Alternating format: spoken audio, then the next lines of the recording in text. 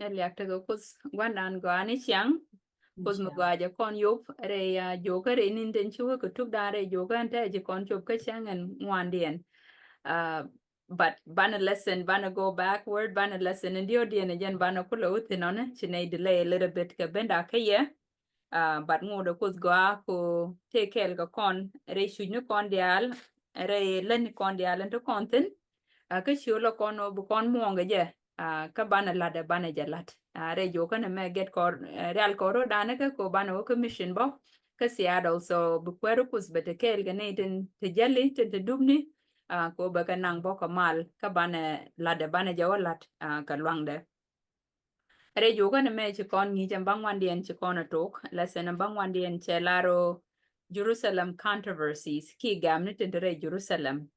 ta kon la chang nyam kene chang raude wala wo kon ka chang ndio dien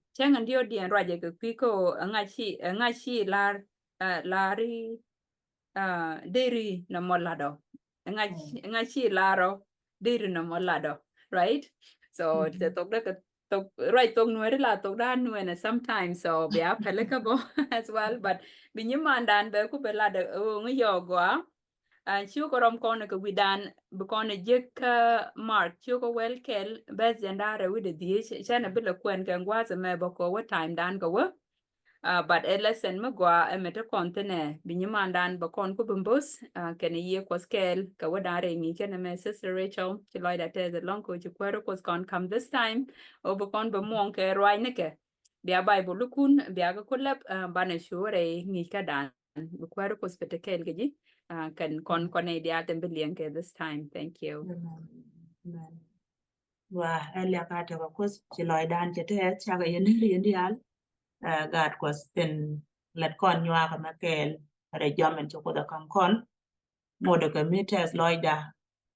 ke jek da ka ye gwa de lin ko riet ko kel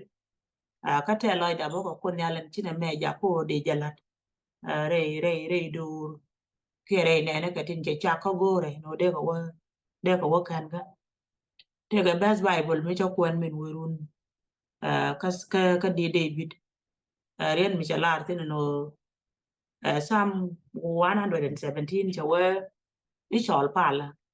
no ka bana dang raw ko rodien ka la chapter mo ko min cha kwen en be the mo wa je klar ko no bia lia ko bia lia no ko kon dial yendor win mondial nana no ko de tele japek no do ka kuidana tele japek no mdora kan bana dang raw to kan cha lat kan chapter to mo chwele jaga ta ke emotion lo midi de long mi dan ko dung chere ka mi ko kono le lengo ko chodo ka jo minde eno biya pala ko mi tek biya pala ko de na che dun jo ko no de penya la mi che betem re ri ni dia re ru ni dia chwe jere la ta ka ta mi dong long no ku goy de la par ko ngono cha pek no ko dan jen cha je tem no ngare de men yal ko kwila de let kono ko de kon tu ko chier ko dan che kon ke chier ko kui kon ke o jela den cha kam kono bana de tiem kut ka bana je la ro no ko jen chode chole ne ke dur dial chi tu du la rai kon tin min gur ko da kara ala dur dial ko de libe che nyur re wuda ka kom ko ka loy de ka chole na dial no bia pala merel goy de ro bia pala ko de la che dun jenta ande ne mo ko le nyoko let ke jen o me let ko na me let ko na nen ke o bana ko dan ben ngai ka bana je chu pal en o jen ko den cho kon chak pal ne me bu kon re lesen ka dan che ke min cha lar kon nyi ma dan ni nyon loy ke jeta lo ha mi chang nal ka na pe wa dinin ko ga o ken ta na di al kam ke jen ko chi lar re nya ro ko tok du len chiu wa din mi chang ba ka na malat ke ta mi jak ke ba ka jalat le ne ka du ma de ne lat ke je guardi no ori ne ro ku jama chol ne I en ori et ku ga dorare per ga ka pan ka per ga ka wal chang ba ro ko de me lat re chang ndo dien guardi ngode ka tin bi je ling ki ka tan bu ngi ke je per do be de ne je ka japan kana do ba ga je ga wal je je chore ta ka ne me no ber bos ko boydu ni ne ko men go an je ne le ko re rwine dialen chugor ko kwiri ni dial ber ko ba ga je go ke chodi shu kwar kwar amen amen Amen. Amen. Wa long elia ka te ko kus wandan goro kon ka ta loa goro kon ko nuk goro kon ka lia bi de mi chu kon ade me lari I mol ke I batwa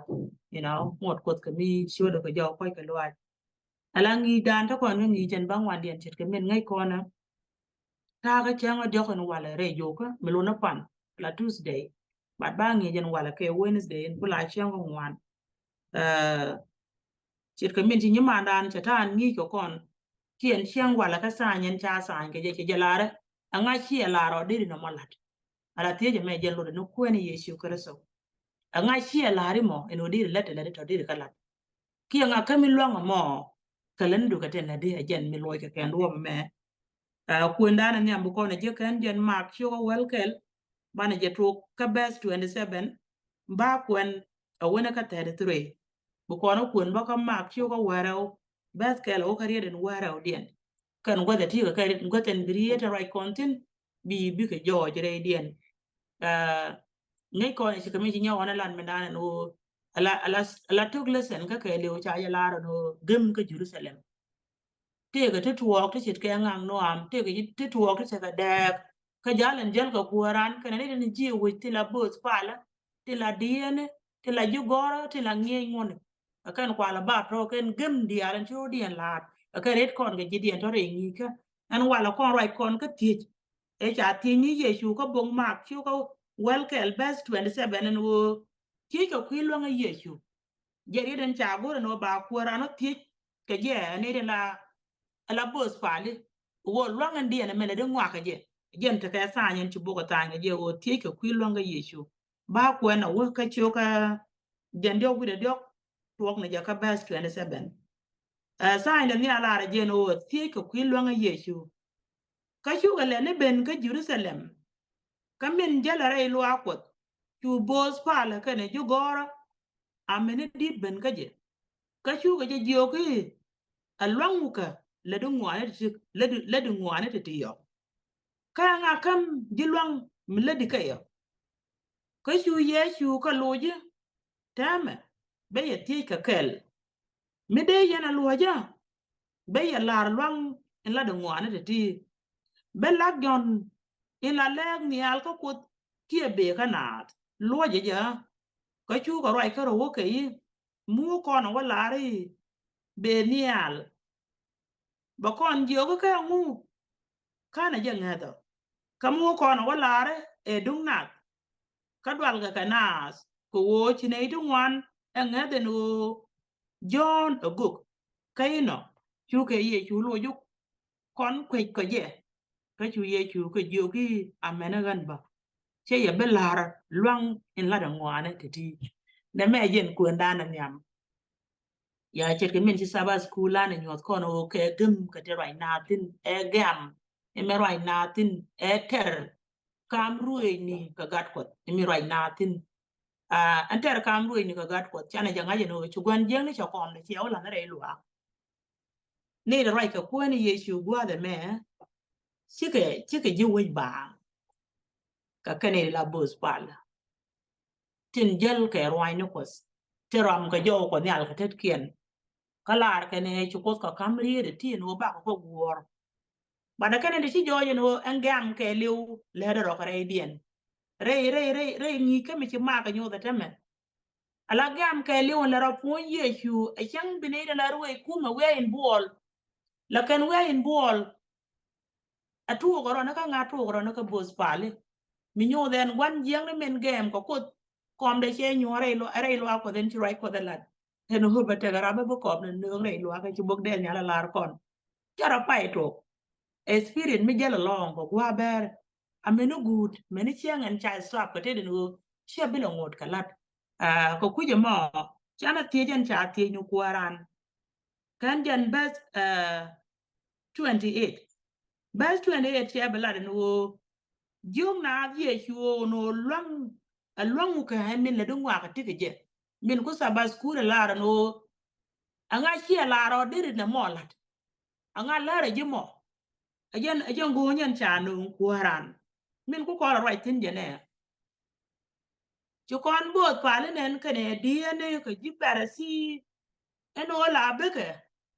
bikan Yesu ben ti keriet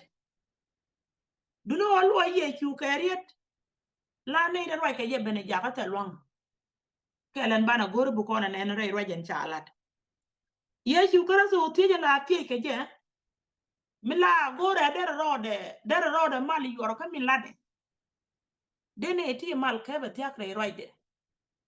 banat ken kwikene diel ken ka kud mi chake kuden chakran en ci boga Isaiah jela do ngam de loiran ku ngaj cha weche kwan ran kene yie ko den rede ala rede merien mugwa ngam de loiran ku ngaj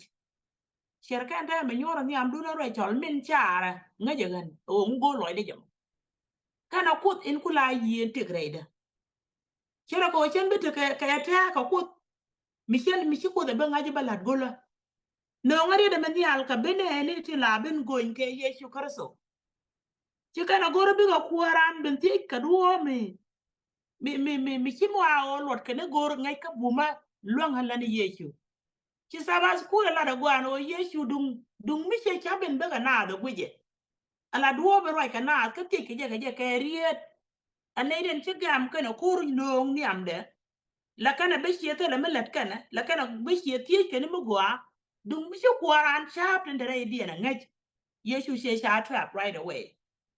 Chia pen home right away. Chia ja pen ko pul. But thank God ko ka right ne kan ko de la chia dien kana. Ke chi kan nga jinu. A jan God ko din chake. Min kam ke yien tik. Ka kam ke cher de loy ne kien. En o guje ke ki che ka guj. Chi kan nga. But I left ko kut ko ken diel kan ka Masaya. Cha goro de re Yesu de je ban hon. Ala tie ke je me. En o ne lo nga le de ngwa ko be ka nga. Be ka ko nyal cha ti ni je be ka nga ti Yesu ka ben gor ba ka ti no te ka kel no bia kon loje dung mi che yor ro da nyal adara gwa den belwang da tin chulat dene te ke shan ka duo bel ka na gor da kan kwaran da kan la no ma ke je ke riet bat ki Yesu a gor be loje te ke rien mi cha lar Yesu gwan jeng ne mi wam ka je re do ar mi cha je o wam ji do ar cha je jogu mi jin gat kot loy ne pa me te jurai ne Chiang dan Yesu Kristo agat ko wi ko kwor ngaje jen cheiten ka nga Yesu ro eno gat ko mi Yesu gor okay jinan chi gul ngade an gat ko le mi prove it ke jino an gat ko dara pem chu loy ni jurai baden odoro lo je pem ni jurai chi odoro mbe ko o jen chala re te ka min mi kele mbu gur no de tol der me gor Yesu en o dere met lat ko kwi bad ne ke yere ne men ta ka ma wach min kula wone to ko kor ka lene me to ko kor ka lene re do ar dara chu proof nyam cheiten la be ko bagat ko ti ka do me de gat ko ro ben proof ka je yes an gat ko ni Yesu la nga je na mo angot karana la re no min goran to ke kiran gor so ala jawo cha lat go de me ka sabat kule minita lin kon right in lat bog ma ka ji pere si bos pali diene wi ci kana tiej mu gor ke ni chob lo ay ke je atiej gema atiej kur atiej ka duo me de kuaran ku lo la re oma bu kuar bana ri de me ban pin chane je no ka tek dan ko ne den pal ko den wala re le ne te let kontin re mu ni ten cha kon chaltin te ka riet ba kon dep ka awan jeng ni wa de ni duo ba yi dep ke riet ko jen bro liak ke riet en barar to du Yesu Kristo cha agora dero de lignat ko kwi buma de cha agora dero de lignat ko kwi ngai kamila de la agora be charna no ko duomi du stak ne paina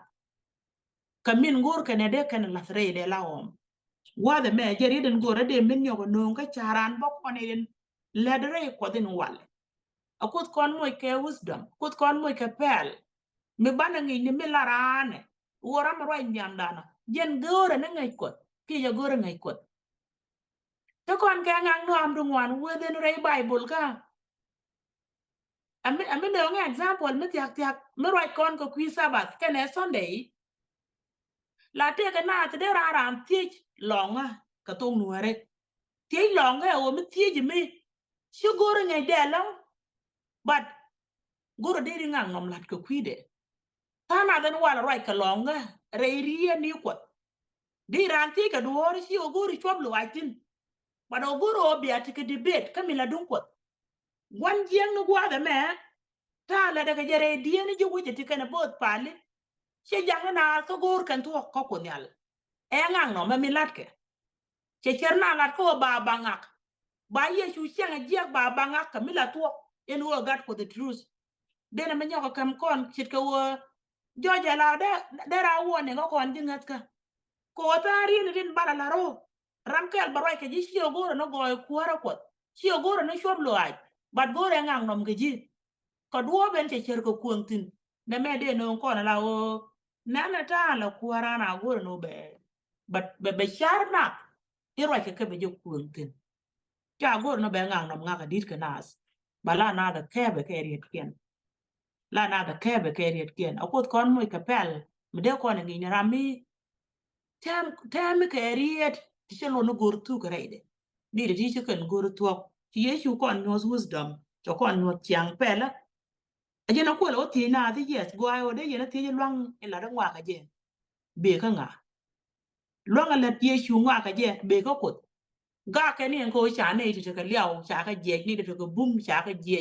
jong gwa da ngang nom ke liu ti no ku ti je me le me do cha na sho re pa yin ka le chu ko na lat cha na chi ge te lo rem chu ko na lat chu kon go ti ngwan ti ini mi let kristo wa hala mi dungwa mu de cha match ko queen ne ka lo ne ti la gor ke ne bi ke trick ni je ala mi de ken gat ko do trap krede gwan ke je ke rien mun Moses ti chi kan galat ko duo en cha ka lat ke je Moses kinaro ko njo ngi ni rar ba ka ye shu chi kan gor to ngu kwa la gor ka de ko ne ngara ja me wo ko kon mo ke ye pela akot kon mo ke ye pela me ban ke discernment mi ngi ko ne men tie keran te ram ben mo go lo ka pi che ke mi la ri ngi den gor ko lo ko den tet kwa ne Yesu chang cha ka tie ka ngat la jo je no te wud mi chi riet chang e me wude lo ka gade ka ngi je chi do jok me de gade ka no cha we lo ka wuden re tel ngada de lo ka chwo gor baro de nyot gat ko de chang ta la ngat mu da ka mi lo ka te ne do gor ka de lo ka tok tit ka kwa ne Yesu ka ne di chi ti ben gwi ka chang dar ka na war ka chi kan ka tit ko be kan chob loy dien na me kel mi jel ko kono long re jun ngas ka mente ko kon wi mon bi diel ka na ti ti longa bi diel ka na ti ci gor tuok bana diel ka ro ken tam chit ken tam me bana ngu gor kono mo eno gor ne yi intem yi ta right ko kon chit ka min gat ko ka tem ka nga jamin lat ken kana lat kan kon te gi yi ci bong ma yo lar kon no gwa den te ke ye kin lu yen kana ba ya kamriet ti ci bare dun ti bialo ni min gwan ke ni ye kristo la kam ke riet ke kristo de riet ken gwan kana ti tin gwan ke je le ye ka ka me ke po ne ngaje ka ko gat ko baran ko ne ji cha kon ju ku bi right ko kwidun ala no gwa den nyur kon ko de kon yin ko ko ni ala gor ne ye tu ko jen bro ni jen ko kwidan otherwise de kon pen ko chi Yesu na ti jeno lara ya kel garwa be yo kula kam ti jen gori yana ala longa let ke John let me lakana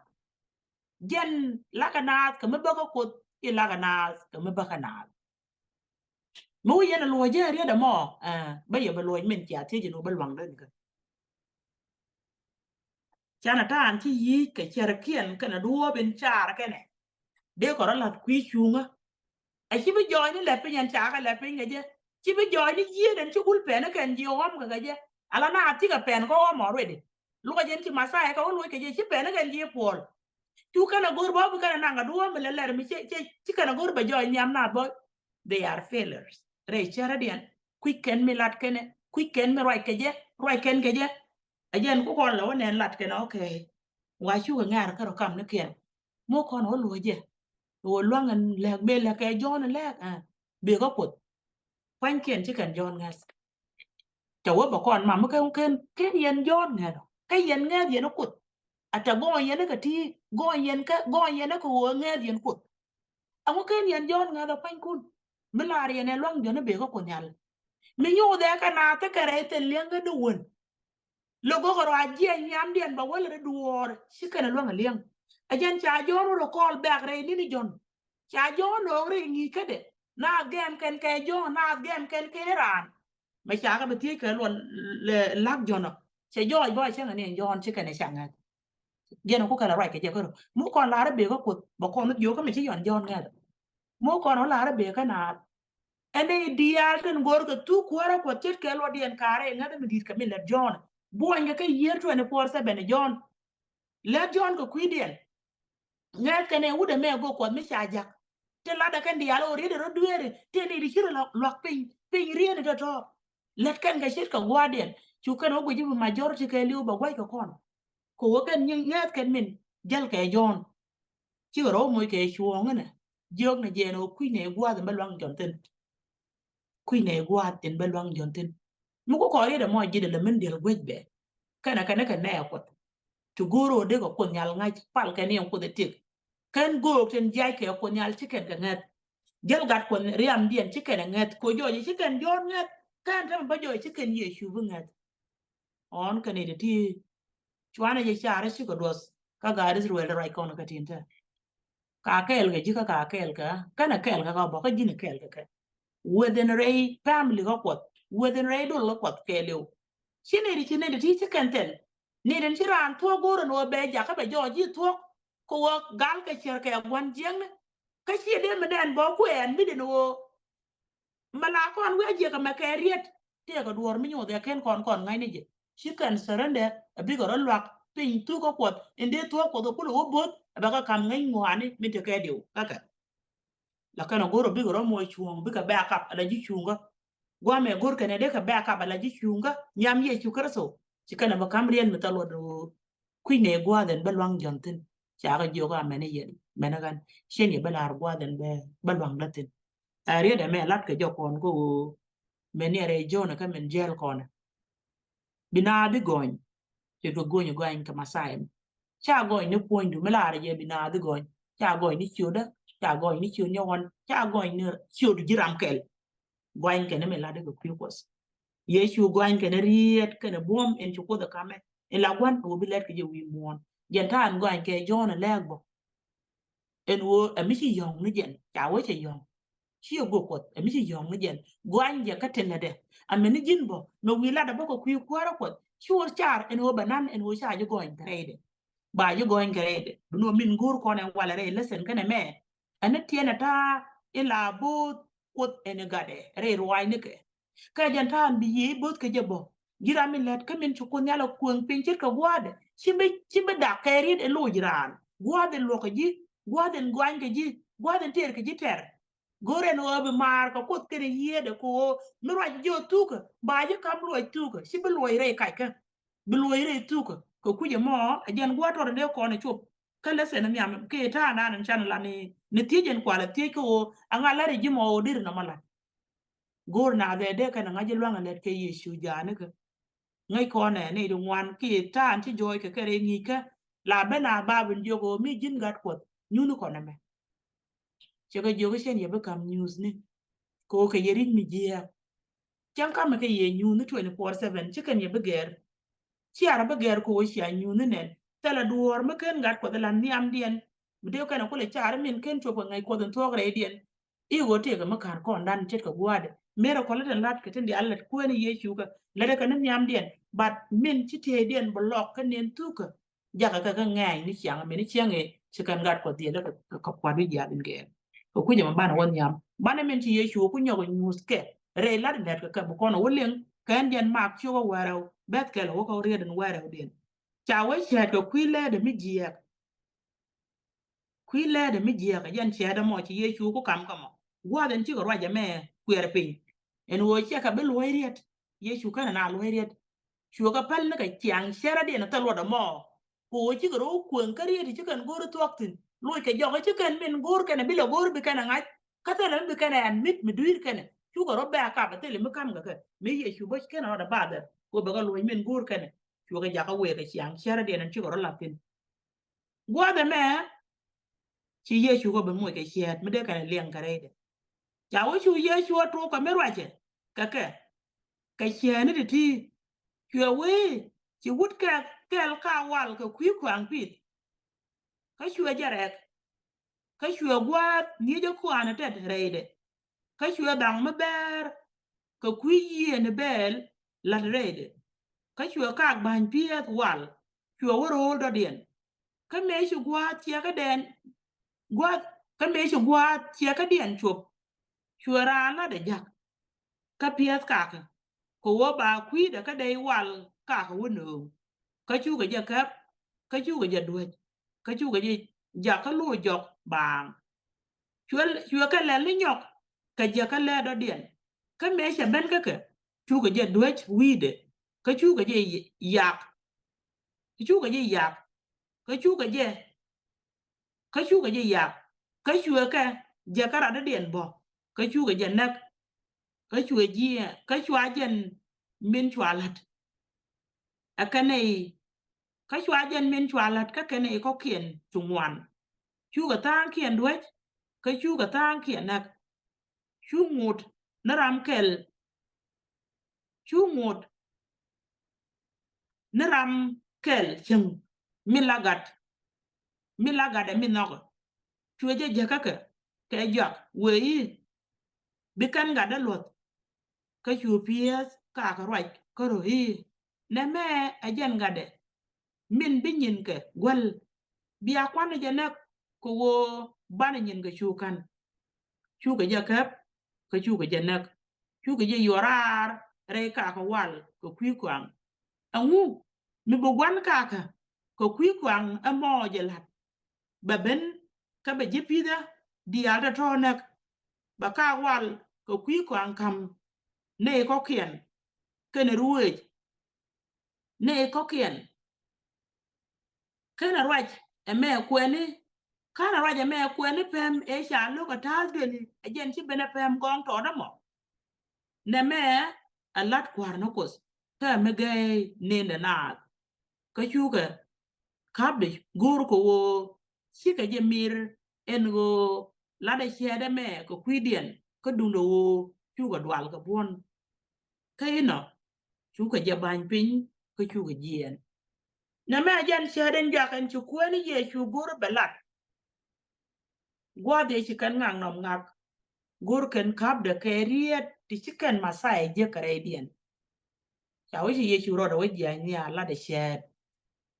mo ko de lat na elien ke ken bos pali jogora nge ngone chu jo do kam ni al ke chede me che chelat ko kwirami to ka kala jen to ka de ala ka che jo golu pingarek che pie tha yere o kwa lo let wa ro do dien ngai kon me long re roi ko eno win mo na ka ko win mo na cha kon kun tine aka ko ne den chwal ka ta chet ka bel ne de chwal ka ta chet ka de boy ne de chwal ka ta la de wal shi ka lo ne jendo war lut ke no ko ne de la ne ko jendo wa ba lat chet de maro de ke je nga no ko la gwe ka ka ta nga no ko la pies ka ka ta cha wa ke ne den cha chwal re lat kan den cha chwal re lat ko tin wo de ken yene ka ko chi le bi lo cham de ken yene ka ko chi di de bi lo cham de ken gwir nyin ka diara la kon de ken do na re kana ramin ti ro do lat ka chol de wal chin en o kwa de wal ko mun ko de la che chana ben chala de yesu ka par bol ne ne o la ko da wo jagaran ba be chen je bu ko do jagaran ba be chen je naka guk lal ko ngu in chana wo je ka bu nyu jon ta wote ne di tie ji ne bu ko shule ne arwai ken pin yi ko kot ye ti wi en o kon ba ko shule ne ya ga je ko no leba ka metod ba yi chul enemi ci jilat ke al ka ye ti lagan menu manu kun ci ko ko zuru do ben ci ajal ka je ala na me ka li o nyu de na tin ne ngarwa ci ka min chana je benen ka ben den pen pin ka ja eno kan pan kien chu ga yo Yesu mir kan ngani ken bos pala la Yesu chiade mene ko kwidien ko jan siang share men chi joy ka ka siang share men chi joy ka bos ti ruel chicken surrender at all chicken gori je bi go ger ka milad Yesu ken wo ka mi peace ne wang lo a jre dien wono wang lo a dien ka mi pide a chenga ne melin kan shade me je kan bede ko dwera la re de loiran mi lar ka je roi ko de mo de chit ke te ye de kuin ga dang raw a wo jen me ye da men re du mo la nga ji ne ne ji ala riet ko la je nga je riet ko la je mere riet ko la dwer re du la re de der tana di serende ko chi nga je ta gwa bi ro ko atin kiro de le me lo nga te ko kut sana de wang lo ai du ko wo ka me pi ni jen ko kun nyan chi bi de liang arol ni de ti jo you know wang lo ai de wo ka me pi de a chenga ne men chikan share di de me liang lat ko ni Yesu chi jan pa bo no ba ja latin gwa de me Yesu cha ja la na ko jo go ko bo chi Isaiah right tin shi ko di cha ka ko ku wal kwang cha ja la cha ja nyot kon re ka ka mi shi kana mo tan chu gwan ja ya la ka je mi nyu de jan tan chu ko au lat ka je jan tan chu ko au lat ka ne ka dial o ke li o ka ko gor ko de no de ko le ka na ko le let ko ba na ko le ko ya jeno ko le gele ka na me ra ye ka to du le sirwel cha o jen do ren yamen to kun yalla choose en wo baro de nyo dor wen mon kare dien but che jala den che blet ka dor sirwel let ka la gel kan ko let ka la an chiang ko poinde cha corruption tet ka dien cha me bu kana ben gorni ne let pain ne ken cha na janga ken ni ne do je ko ne che kristo ga wa de tanya luaktin cha ngi ko kono ready me tanya luak ga ne jen ka te lat kare luak ko ci kona ngaje michit kana mo cha chede me nyot bos pali reaction dia da ngu min bana nyoko nen re roje men o reaction bos ne pale ele ngu chede ka reaction apa e kona ban pe ngwa dan chana kwentin minan reaction dia me che joje no kan chi ga tel duo roi do den bungo bugo nga ka masaya kan luare ye ken pe ade kana ngajo ke kona dial ne ka michine bulwan kalan ko nyuno ko ramete niamda ramete ko de no jin news ni amela ramani amda ngayene take long no lo ko dia news mata niamdu bad mi jegene jala nga chere du dide kimende la de ko ko len ameno ko la ko ko blog ne te du we mo chang chu dre go ni du wan di chu dre go ni wan ka tele mine ne sin janta joy ke pero me bum loy de ko da ci bible la balat ko gane sur wala gwano chuari ne musmar bum wide sin ni de tinda da ko ne no riet ke ne musmar bum wide din riet kien de la duor mo ko ken saranda re dien ci ye chu ko nyot ci ala ci yang ko describe re raje makelo lat ke ne ta dien lat ke ne ci andien wo duwe ke ne gu ko na ke ne jilat ko amene me ce chob na ka nga ce chob na ka gat ke len karra he na ko de en cha ku lo la ka ja ga chu gwan ka ga la no chu ku dos na ga de min na ka pan ma je ja ka ke dong bi ken los ya o ken los chu ken ku nang ni je ri de chi kana bala ro yes ajen ga de ko be no ajen ga de ja ka ja ku be kon kwa na nang no puinde ko won ka ka lu bi chwa dung dan bana chu lo la re de free te la mbele ben nyong bi ben claim en wo dungu war ne ko da me ha ni ya spirit de me je spirit of one young but gwan jeng ni ci kon point benen la chunga la ran ci ro moy be ni chebe men jojo bana je lay gol kay no gwan jeng ni je no bu gwan jeng be chun ngare re bu gwan jeng be chun ngare du belet katin ngore no ge ma ka ko ba ka belat kare na ne de diga ndial cha ka preserve a ye chaiten mi ci kana bu goro no mi ci a goro no no de kan ta ko ja ka be jojo la mi lero which is cha ja lat ka jo go ka go tin wan no jenta bu ben joy ke penria ti chukut kanena wal womeken bat chikana ngai boni ngwa ta ken chunga tina kalat ken chana reaction yen bane re share kana mo cha wenden kan share en wolat ot ne ken bada mula reaction yen o de ga tan ka chian yen o de kana char diel ken ka kud mu bum mi chikana belwang ko go no ta wo to ka mu wona ken ka wonya ta wo ngwa mi chugut pol ken ke wang lo ai gor ken ne ga pan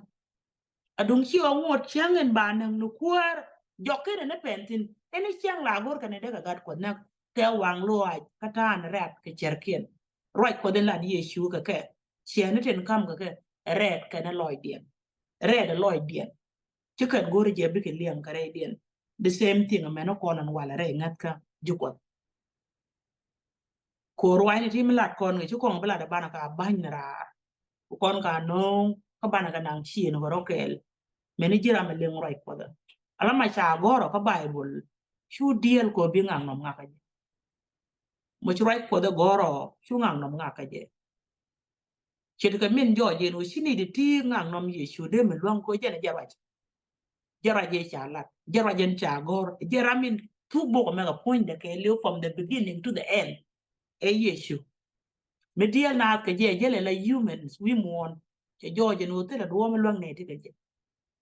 ni de ti te la do me luang ka na ke je lakini ndi ala meni chenge che kan gat ko nga bu ya den gera chenga ne me che kana ben ngaji e dorbo mude tele du womi lon karo ka rirar ka jere dien tele je chu ko ngoru ka ko won nyam ameran ko na jin wala ran ko jin chu ngang nom lat ka mi ko nyala go chu ngang nom lat abroad del tin no jin gwande na me beje kana beje ko kon ju we mon ko bu ko me te duol ko kon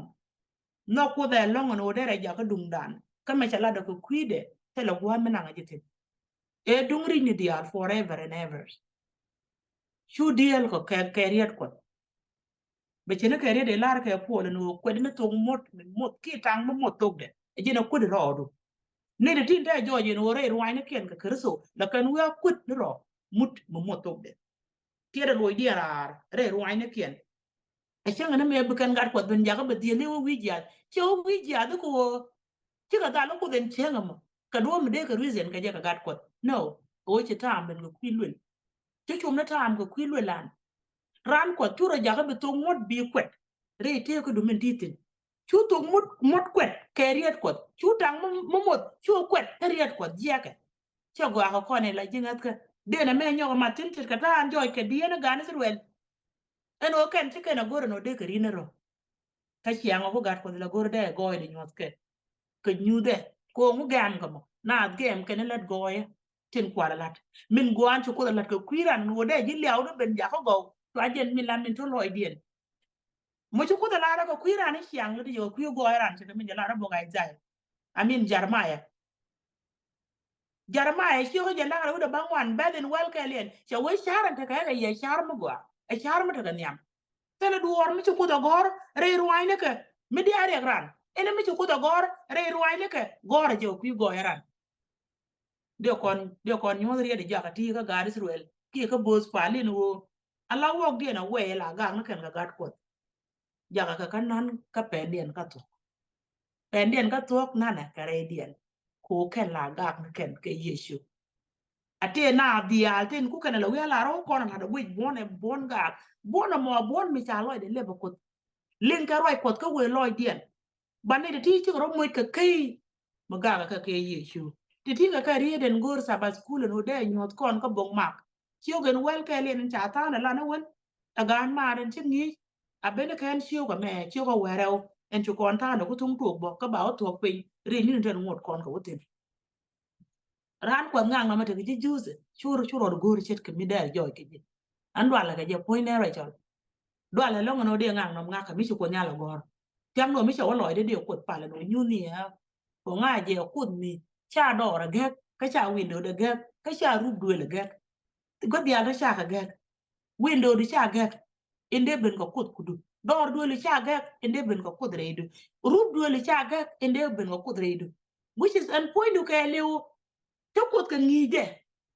ina do de ku din ye ke je within ray point ade yo ngaji melet ku de je ne de de ma tiam kono ra rien no ken o chwana tangot mo mos kwet chit ke me chi po la gor balat jeri de sha bela ra kam de meskas e wo jin kwet no mut me motok de tangen kwedi ne ke ni ji chero de yo rande bate bulata wi de me ba cho de yaten ram de bay de je ka gan ko te bula gwa me tia ka dide kun pe ya kun pe chi chi re de lo ngatol mi no kwa de je ta yen de do lo ka te bul point da ni yo bu to ri chi ada mo chi bu to ri te bul the same thing ga jira ma gore no bin yen ke riet ko de tang mot mos ga de ruela kana kwet ni mot ni am yechu ma right kame gela kan me lo jogala ne ri chipi stam ne tie dien lo dien la woni yen ga me je ga we ma wanga ne je ko mo sep ina right ko re ki nga dien cha kon nyori de ti no ngu ko raje man la ke je o no ko de kon chiang sheradan de kon age me kama kon example ga ta ga ne ruel ti ma ga ko re raje me ko be ban pin ti cho ko to jen chiang da amene ke ti ngot ko ke mi shola ke achanga ni changa che kan yesu kwa du ya de ge ngoda gor ko ke no de ko dirit mi sira aro de rit ngot ko ke men na ko je kam ke aro de rit chere at pen che judas be kwa wiran che la wi ko ne ala mi shir kana mo ko kuje mata ti ga ren cha kam ko re cha me en wo tie jen tie ke yesu lo mu ke le dungwa ka je mo ba yi tie ke je o lo mu ke la right ko da je ki ka nga on no lo je ga lo yesu chi je ka na je ki ka ko ci yesu ro la dan gwa da balwang da tin ci la da gwa eno mi de ro la nyam dun ci ma ne kala de shala ti de kan gwa den ba ti lat kan longa daga ci bok jona lat ci ra gare de ler pol na ga no on mi de bo gor ko kwi dan pol bala ne de ti ka ten biya joja la bok da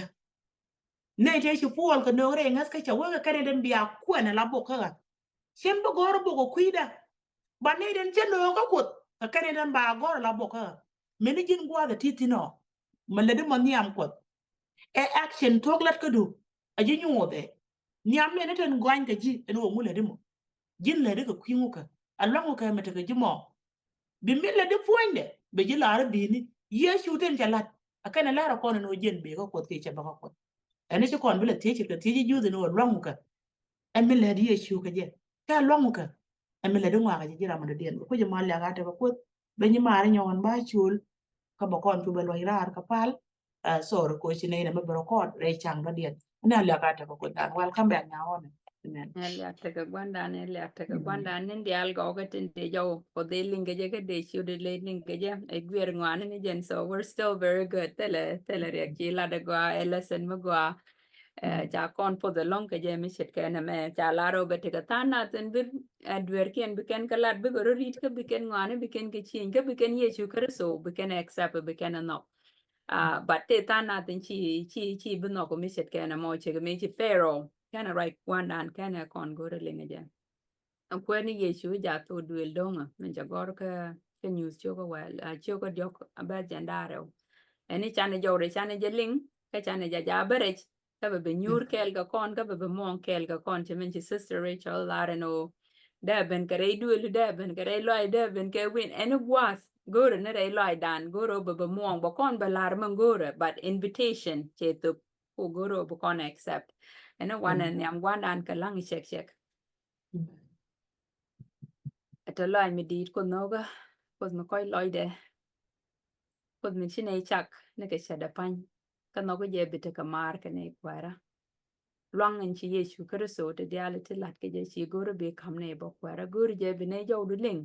ko bine monga ji ka bine nyur ke ji ko loy ka ja ko ke chi bum kwara bine gadu bine pod ya over and over again che ka men chalat e ji juice charan jak ko da te chi peace da ko no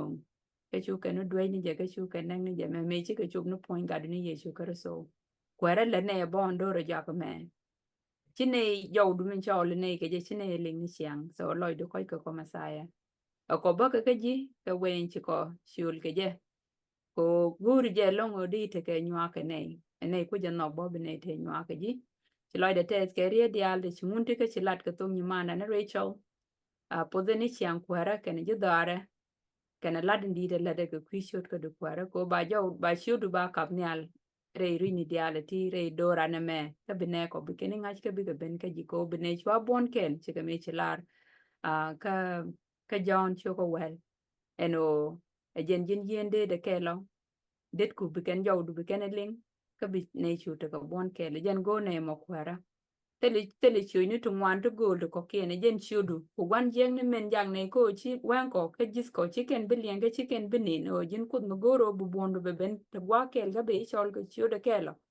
ku we re da kwara ke ne ku ne ni jin chiang ne te ale te tie ke chu die chu kwer me dit no Amen. amen Amen. thank you that the line di